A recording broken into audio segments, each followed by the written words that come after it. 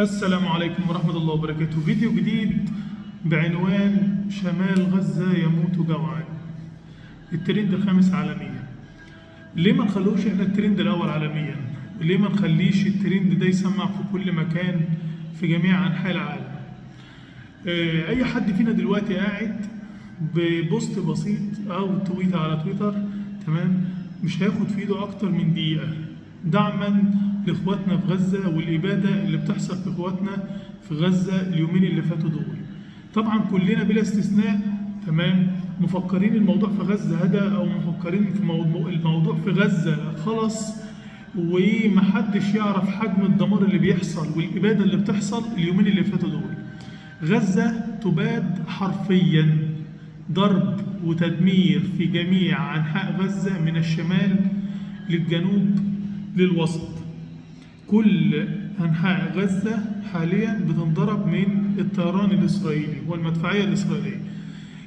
لازم تبقى أنت عندك العقلية اللي تخليك تساعد حتى لو بأقل الإمكانيات. كلنا قاعدين حاطين إيدينا على خدنا، تمام، ومحدش فينا قاعد غير هو بيفكر أنا أقدر أعمل إيه عشان أساعد بيه. فأخواتك وأهلنا كلنا في غزة التدمير شغال كل يوم وكل لحظة، وانت نايم في سريرك متغطي ومبسوط تحت التكييف، تمام. هم هناك في عز البرد مش لاقيين حتى حد يطبطب عليهم. الطيران ده كل دقيقة فوق دماغهم، فانت لازم تحمد ربنا على اللي انت فيه، بس لازم يبقى انت على الاقل عندك الامكانيات اللي انت تساعد حتى لو ببوست. انت شايف ان الامر دلوقتي فيه اباده جماعيه، فلازم تساهم، ولازم تبقى فيه مؤازره منك مع الناس اللي شغاله على السوشيال ميديا ورافعه الترند اللي هو وصل دلوقتي الخامس عالميا.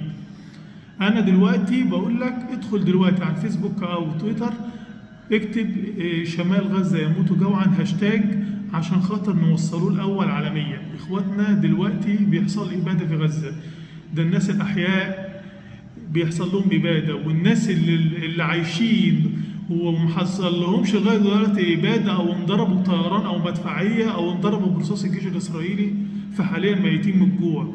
لا في مساعدات بتدخل لهم، ولو المساعدات دخلت لهم بتنضرب في السكة، وكلهم بلا استثناء حاليا مش لاقيين حتى كوباية مية يشربوها.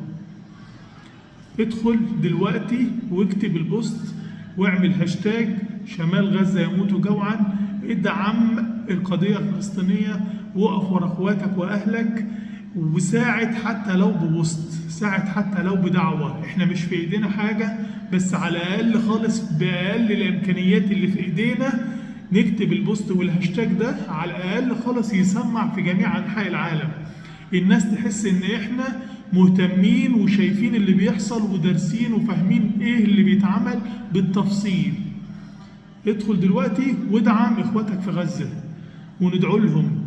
حاليا ابادة في غزة حرفيا حاليا. لو انت مش بتتفرج، ادخل دلوقتي شوف القنوات واتفرج.